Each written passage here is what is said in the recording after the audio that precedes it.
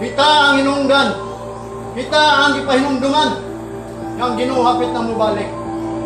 Pasalamatan nato ni ngayon ang gibuhat. Kining COVID-19 para ni sa mga anak sa Ginoo, para sa mga tao, mga ministro, mga pare, mga pastor, pahinumdon ninyo. At unang panahon pagkadaghan sa Kristohanon, pero karon ang gingon ni Joel, kanang mga Kristohanon may inyong gira, nang alaos na na. May nga naman, wato sa simbahan, walay kalipay. Mo nang magampo ta sa Ginoo sama sa giampo ni David. Restore unto me the joy of my salvation. Iluwas na ta sa Ginoo. Dapat ikalipay nato ng kaluwasan. Ilabi na kining nahitabo na ang Ginoo hapit na mubalik.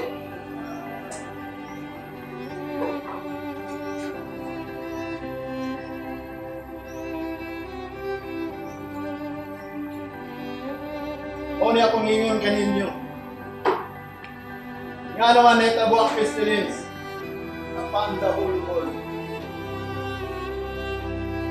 Mao kaniyang naisulat.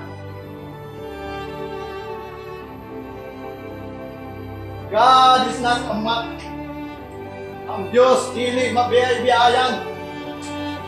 Nahisulat na. Pero matod pa niya sa Matthew 24, sabi kaimong ko na kanyo kaniha. And all these things must be come pass. But the end is not yet because ang Ginoo magatag pa nato chance. Ano karon mga pastors na inukod na nagkakinahanglan ng kaluwasan sa Ginoo. Kung ato ang kaluwasan nga gila nato usara. Matod pa ni Simon, tulo ang atong kaluwasan. Karon nagkinahanglan tayong kaluwasan, a present salvation. Kung ka na ang ato ang pangayoon sa Ginoo nga dili ka mataptan COVID-19. Ayaw pagsalig sa mga tulong sa mga tao na quarantine mo sa balay. Kamay maayaw na quarantine mo sa balay. Tuo ba mo anak? Kinsa may nasayod na to? Among mga pastor, kinsa may nasayod? Nadili na moabot na to. Paninitag na akong kamong mga pastor. Hangyo sa Ginoo na nahitabo na ni. Kung tatagaan kang chance atong pangayoon sa Ginoo, Ginoo. Kaloy ang mga katawa.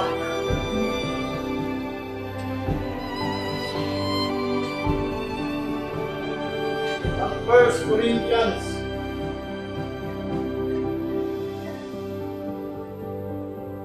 Chapter 10. Ingon ni St. Paul.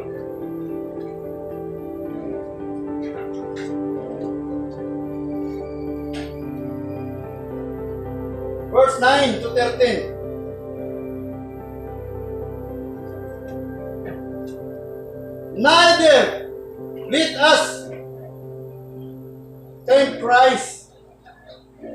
Ayaw ninyong sulayi si Kristo. As some of them also tempted and were destroyed of serpents. Neither murmur ye, ni dili ka magbagulbol, as some of them also murmured and were destroyed of the destroyer. Kabalo ba mo kinsa ang destroyer nga gipadala sa Ginoo? Ang manulunda. Unang ayaw mo pagbagulbol kung unsay gisugo sa Ginoo nato. Tanawa ang nagbagulbol atong unang panahon. Ilang gisulayan ang Ginoo nila. Mao nang gipahinomdom ni St. Paul kanato, ayaw ninyo sulayi si Kristo nga nagsulti na nato. Si Kristo wala niyang nilang. Pero pagluwas nimo kundi pagtudlo unsaon nato pagrepent. Mao kani ang mga sulat ni Kristo. Isermonan kanila. Si Kristo wala nagwali kundi nagsermon nato. Nga din ang mga pamaagi ni Moses. Muna itong buhaton. Kasi gingon niya sa John chapter 5. verse 46 and 47. Kung mutuo mo na ko, ingon pa ni Jesus Christ, kinahanglan mutuo mo kang Moses, kay si Moses nagsulat na ko. Kung dili mo mutuo niya, unsao man ninyo pagtuo kang Kristo. Wala unsa ganitong mga pamaagi ni Moses, mauto ang dapat at ang buhaton. Mabitan na ninyo na ang kaluwasan ato, lagi padayag sa Bible, mga pastor, sumili sila, doon ay tulog ang kaluwasan. Ayaw inang na din sa nga si Kristo na pagkamatay, maluwas ka na. Huwag ka hinungdan ni St. Paul, the 2 Corinthians, chapter 1, verse 10. Naluwas na kita kami adto. O karon niya kang pagaluwason. The present. Sa past, giluwas ita niya. Wala na kay sala. Wala hinungdan niya dito ka magpagkasala. Kay aron nining presente o karong taknaa. Ang Ginoo magaluwas na to, labi na kining mga katalatman. Hindi yung virus karon. Ang Ginoo may naghimo ini, so ang Ginoo mo atong sampiton nga ayaw ko i-appeal ana Lord. Kung doon na kay pagtuo, kung mutago ka sa balay sa Ginoo, huwag kay labot kay siya ang imong recruits. Wala basaha ang Psalms 91. Muna nga dita magbagulbol. Kung sa'y mga sugo sa pulong sa Ginoo nga muanit ka sa balay sa Diyos. Ninintap natong kinahanglan ang present salvation. Aron ka ng pagbalik ni Kristo, dili na mahitungod sa sala, dili mahitungod sa kaluwasan. Na aduna ba'y iyang maabtan, magpabilin niya sa Ginoo. Maningon si Kristo, who shall endure into the end shall be saved. Ayaw mo pagdahong kay kung ligawat mo. Unya na namatay mo. Tingnan ninyo makalumaluwas. Gidawat na to si Kristo nga mao ang nagdala o kinabuhi na walay katapusan. Mabitaw niingon siya dito sa 2 Timothy chapter 1 verse 10. Ang pagpakita ni Kristo diri sa kalibutan, mao ka na ang pagwagtang sa kamatayon, abolish death and give eternal life. And that eternal life is an immortal life. Dili mamatay. Gidawat maka nato si Kristo. Sa diha nga gidawat nato si Kristo, doon na tayo eternal life. Unya ka ng eternal life, matod pa sa kasulatan, siya ang mag-care, ana, kung imo nang dawaton.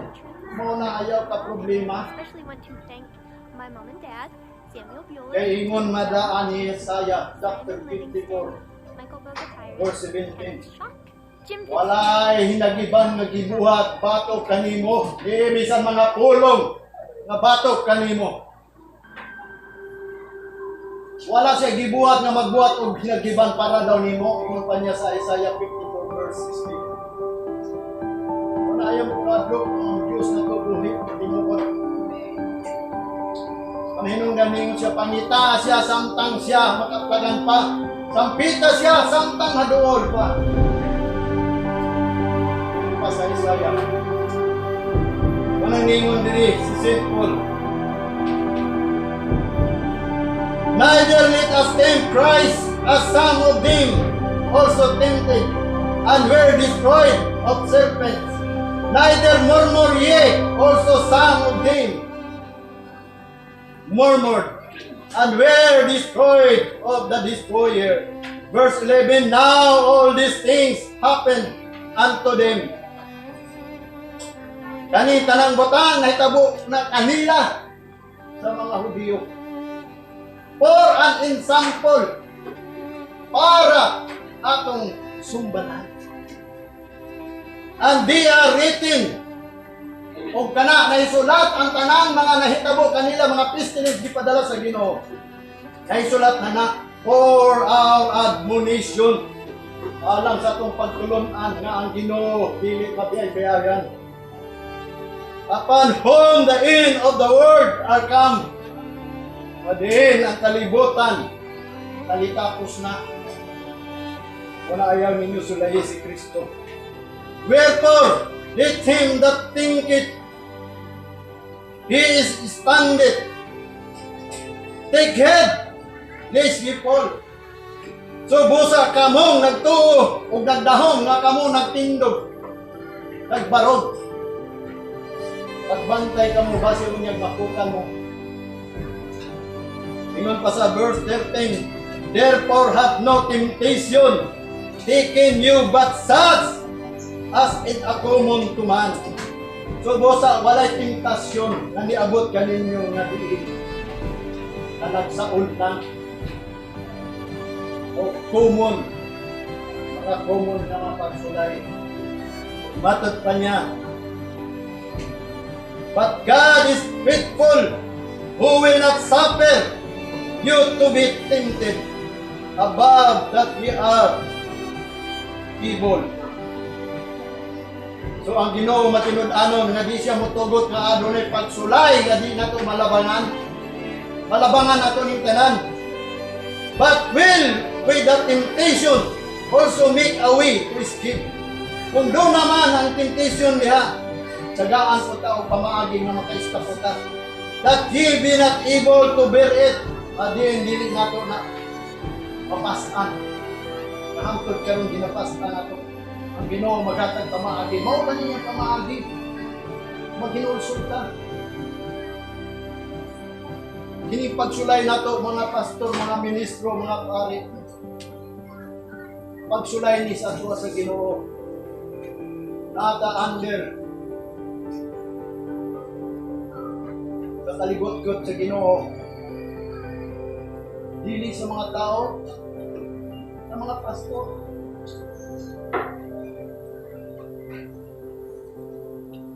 Mao kini ang tanan atong pagtulunan.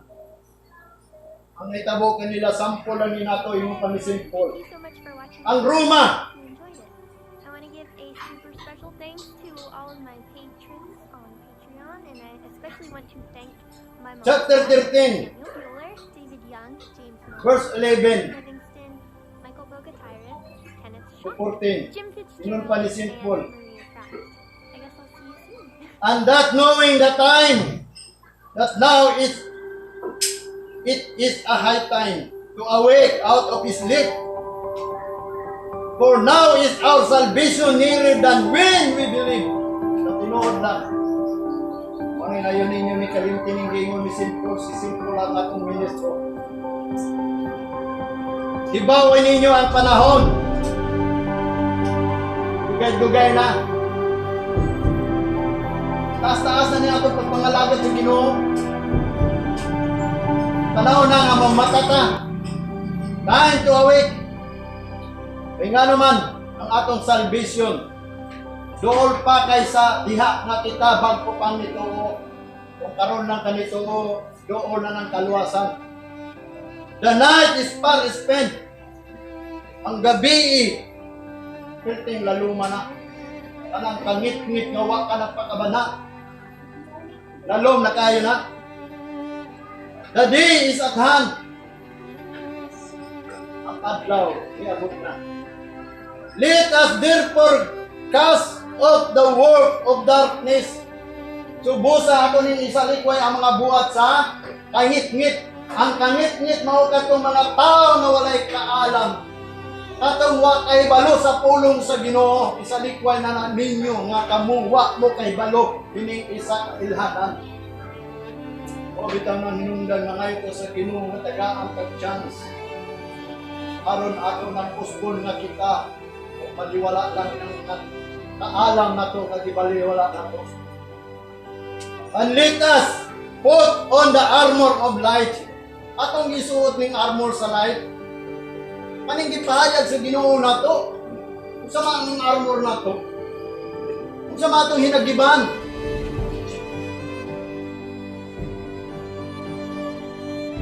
Ug matod pa niya sa 13.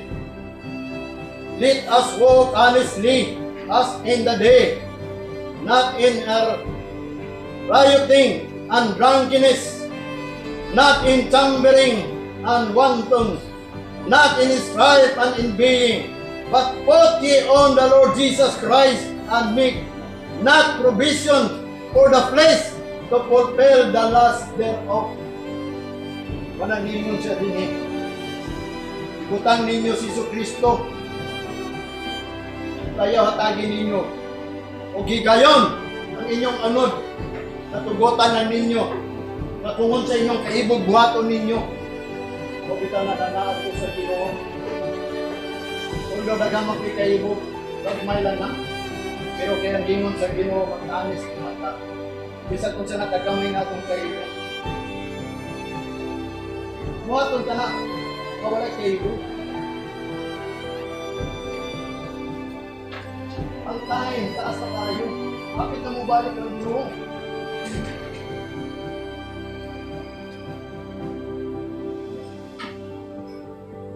Walang ningon siya din eh. Sa Ephesians.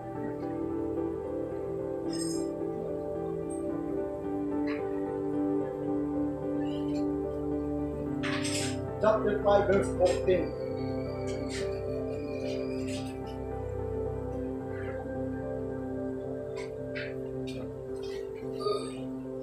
14 to 17.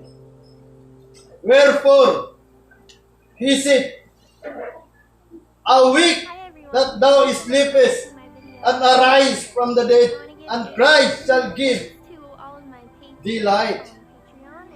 Shall give thee light. See then that ye walk circumspectly, not as a fool, but as a wise, redeeming the time, because the days are evil. Wherefore be not unwise, but in understanding what the will of the Lord. Ayaw mo pag unwise. Ayaw mo para ingon na wag mo ka walo. Ayaw mo ingon na wag mo ka dungog. Kundi sabtanin mo sa ikabubunon sa Ginoo. Ito na ikatutok ng Ginoo sa ikatayang. Kami na mga Ginoo magbuhay ini. Kaya lang yung mga di mabalik na sa pagkaayahay. Kung kita na hinunggang gibuhat ni sa Ginoo, aron kita mangandam. Kaya nga naman, kapit na siya mabalik. Kung kwaon ni sa Ginoo, basig mabalik to sa normal. Magsaya-saya lang ta. Karon ako mag-inom kaninyo mga nangalagad nagatuo sa Ginoo mga gas sa kung gusto maluwas. Kaya ninyo inisayangin ninyo tayo. Although naamon ta sa kaliwala sa paghulga sa ato sa Ginoo. Ihulga ta sa Ginoo. Aron lang mangayog pasaylo. Una, ayaw ninyo wala Yesu Cristo. Mangayon na to sa Ginoo kung sa atong kasalanan.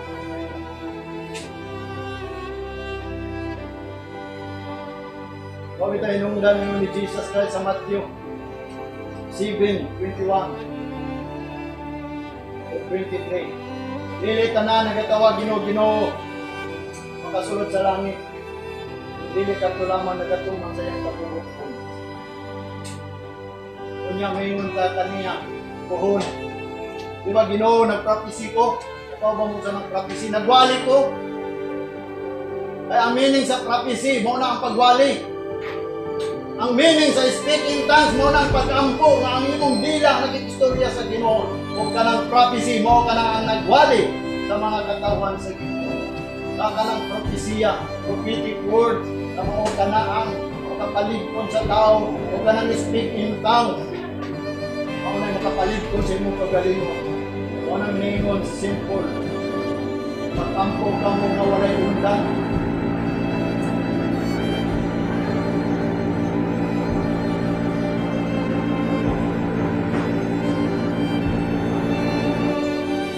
Ang Deuteronomy chapter 8 verse 20.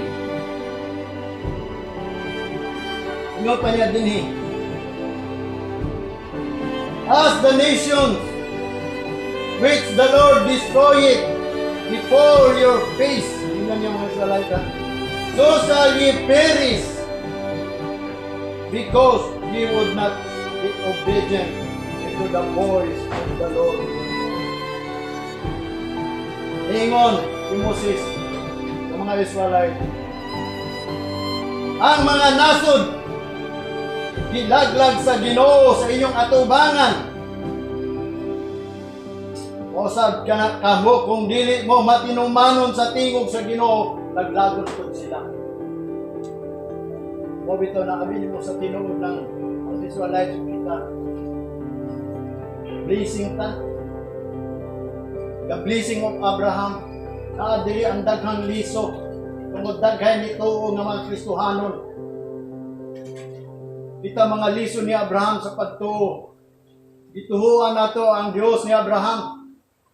Ang Dios ni Jacob ug ni Isaac, mao kana ang Dios sa Israel nga mao na atong Dios karon. Kung unsa ang mga pulong sa Ginoo kanila, mausad na kanato karon. And I especially want to thank my mom and dad, Samuel, Kung gilaglag man daw sa tubangan Simon sa Livingston, mga Israelite ang mga nasod, mausad na malaglag po Jim ang Israel. Fitzgerald, and Kung Maria. sila di maminaw I guess I'll see you soon. sa tingog, Bye. kung di matinumanon sa tingog sa Ginoo, mausad na kita mga Kristohanon. Malaglag po ta. Mabitay nung ganinitat nga ako mag-ingon kaninyo. Sampito na to ang Ginoo. Aron usbo na to ang atong pamaagi.